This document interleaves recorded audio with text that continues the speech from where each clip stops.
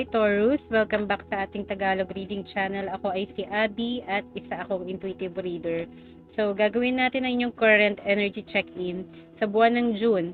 As of 12:58 p.m. June 30, 2024 to, current energy check-in all the way to the next 3 to 6 months. Pasensya na kung medyo na-delay. I was supposed to do this last week, kaya lang nagkasakit ako. So, pagpasensya nyo na kung nauubo ako on the recording of the video, no, ng reading nyo, okay? Sa mga new viewers natin, welcome po sa ating Tagalog reading channel. Sa mga current subscribers natin, maraming salamat sa pag-suporta ng inyong mga monthly Tagalog readings, okay? As you know, ito ay isang collective reading, so maaaring mag-resonate to certain collective, and if it doesn't resonate, I will tap into your energy next time, okay, Taurus? So, shuffle ko lang ulit yung mga cards in front of the camera and I'll see you guys in a few seconds, okay?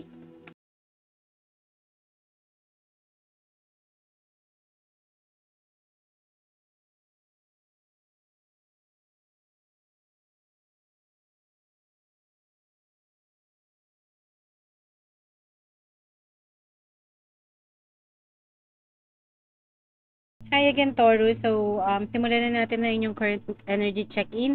So, ang timestamp ng reading nyo ay 1:01 p.m. at June 30, 2024. At ang gagamitin nating deck ay ang The Sacred Self-Care Oracle deck. Okay? So, ikakat lang natin uli yung cards 3 times. At kukuha tayo ng itong baraha. Okay, for some reason, lagi ko rin ginagawa to bago ako uli mag-read, kinat ko uli siya. So, bali 4 times. So, 7 cards para sa'yo. Taurus, are you ready? Okay, alone time. Burning bowl ritual. Beauty ritual. Okay, so, yung mga cards na to lumabas na, pero ngayon, in different placement naman for you, Taurus. Journal, ito, I think hindi pa to lumabas. And then, spend time with friends. Ito, hindi rin lumabas. Saka, ka-anim na ito, bago rin to. Health check-up. At sa gitna, meron kang deep breathing. Okay. Alright, so, umpisa na natin, Taurus, sa first card mo, ano? Nandito ang alone time. Sa release position to, this is something na kailangan mo i-let go completely, or it could mean na ito yung finally na kailangan mo na matagal na hindi mo na ginagawa. It's about time na gawin mo, pick it up, i-unleash mo. Okay, when was the last time na napag-iisa ka, na-appreciate mo yung time alone mo, yung me time? Okay, so it's calling you this time around na spend more time with yourself. Okay? Para kasi sinasabi, maybe masyado tayong focus sa buhay ng ibang tao, masyado tayong focus sa ibang sitwasyon or sa other mga engagement or happening sa buhay mo na nakakalimutan mo na yung sarili mo. Okay, so it's more like a reminder for you na wag mo kakalimutan na alagaan ang sarili mo. Okay, mind, body, and spirit, no? Make room or make a space para magkaroon ka ng time para sa sarili mo, alone, eat alone, i-appreciate mo yung mga things and hobbies na ginagawa mo alone na masaya ka, okay, because magiging therapeutic yon. Pwede din enjoy this time being single, no, when it comes to connections and relationships, or mag-detox tayo or i-shut down natin yung noise around us and spend more time, no, working sa iyong inner work to improve yourself, no, pick up a new hobby, learn a new skill, you know, create a new idea, be more creative. These things, no, na parang inihikayat ka na baka kasi masyado ka na na-detach, no, parang ang dami ng influence, opinions, dictates around you na hindi na natin napapakinggan yung kung ano yung nasa kaibuturan ng mga puso natin, no, yung desires natin, our own desires and dreams, okay? Ngayon, kailangan mo na maipagpatuloy. May fire dito, burning bowl ritual. Okay, makikita mo itong babae na ito, nagbaburn siya may mga, ano siya, ritual siya, may probably incense, crystals, whatever it is, may journal, may affirmations. And may bowl siya dyan, nagbaburn siya, no? So, it's more like, whatever yung belief system, may pagpatuloy mo lang, no? Kung ano yung practice na ginagawa mo, nagbaburn ka ng incense, nagbaburn ka ng candle, nagpe-pray ka. Or it could be, you're into metaphysical, nagbaburn ka ng mga leaves, no? Like, kunwari, bay leaf, dahon ng laurel for abundance, planning, ganon. Maaari din na affirm ka, no? So, continue doing whatever works for you, no, when it comes sa yung mga ritual, affirmations, prayers, whatever works for your spirituality, pagpatuloy mo lang daw yan. There's nothing wrong with it as long as wala tayong nasasaktan ng mga tao. Kahit anong belief system, it doesn't matter. Okay? Now, sa third position, Taurus, nandyan ang beauty ritual sa iyong manifestation. So, makita itong babae na to, nagpapolish siya, no? Tapos may flower siya dito. So, full of ano siya, iba-ibang energy and chakra yung nasa katawan niya. No, 'di ba? Tapos nandyan yung mga cutics, mga crystals. So, manifestation, beauty ritual daw. So, I felt strongly na it has something to do, yung mga manifestation mo, i-overhaul mo yung the way you see yourself, no? Wag mong mamaliitin yung sarili mo. Wag mong ilulok down yung sarili mo. Gumawa ka ng reinvent yourself pagdating sa manifestation. Reinvent how you see yourself, how you feel about yourself.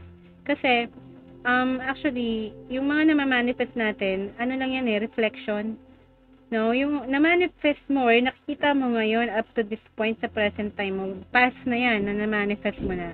We're manifesting consciously and unconsciously naman, di ba? Kahit hindi pa tayo masyadong focus sa anong technique ng manifestation mo dito. It doesn't matter. We're manifesting constantly based on ano yung tingin mo sa sarili mo. Okay? So, make sure na you look up to yourself, no? Na ibuhat mo yung sarili mo. Buhatin mo yung sarili mo. Believe in yourself. Invest in yourself. Empower yourself. Kasi eventually, when you empower yourself, yung energy na yan mapipil ng iba. And makaka-attract ka ng mga energy the same as yung vibration na yan. Kaya nandiyan ang beauty ritual. It means mag-reinvent ka about yourself. Hindi lang physical, kundi yung inner work mo. The way you see yourself na think a lot of positive things about yourself. No? Mag-affirm ka na you are the one. You are the best. You are smart. You are intelligent. Okay? Pagdating sa mga manifestation mo, makakatulong kung magkakaroon ka ng bagong self-concept about you. And mostly magaganda. Okay, Taurus. Now, sa fifth position mo naman, nandiyan ang journaling. Ito yung external energy. So, makikita mo itong mukha na to. No, may hawak siyang pen and sumusulat siya dito sa journal. Okay? So, sa external energies mo, most likely maybe, sinasabi dito to document, no, yung mga external energies na yan. Okay? Or, i-counter mo, no? I-counter mo. Kung negative yung mga external energies sa'yo nakaka-apekto, counter mo yun, mag-affirm ka, write in the journal the things na gusto mong makita sa external. Okay? It's a form din ng manifestation. Okay? Okay, remember na, whatever na nakikita at nararamdaman mo sa surroundings mo, ikaw nag-create niyan. So, write down something na gusto mong makita sa 3D. Okay? So, mag-aral kayo about law of assumption or how to manifest, and one of them is journaling, so you can learn more about how it works, and malalaman mo for yourself kung gaano rin siya ka-effective and ka-beneficial para sa'yo. Okay? Now, Taurus, at fifth position naman, nandito yung spend time with friends. At yung kailangan may bigay sa sarili mo. Yes, may alone time ka dyan, but at the same time, yung kailangan mo daw ibigay sa sarili mo is that spend time with friends, yung mga like-minded friends mo na same ng wavelength mo. Kasi kung makikita mo sila, no, 3 sila dito, and they're working on crystals, mga metaphysical stuff, no. So, dapat, yung mga friends, no, na magbe-benefit sa'yo, sinasabi dito, not just friends, specifically, mga friends na susuportahan ka, mga kaibigan mo na same ng interest as you are, no. So, kaibigan mo na mag-grow ka. Okay, companionship, yung people that will support and love you. Okay? Yung sinusuportahan every step of the way na kaya mong gawin. Not the friends na lagi kang hindi sinusuportahan or parang lagi may pag-aalinlangan. No, they're not helping you. Okay? So, spend time with friends na in alignment sa'yo. Okay? Of who you are, what you want, and what you deserve. Friends that supports you. Right? And then, sa sixth position mo sa new beginnings, health check-up.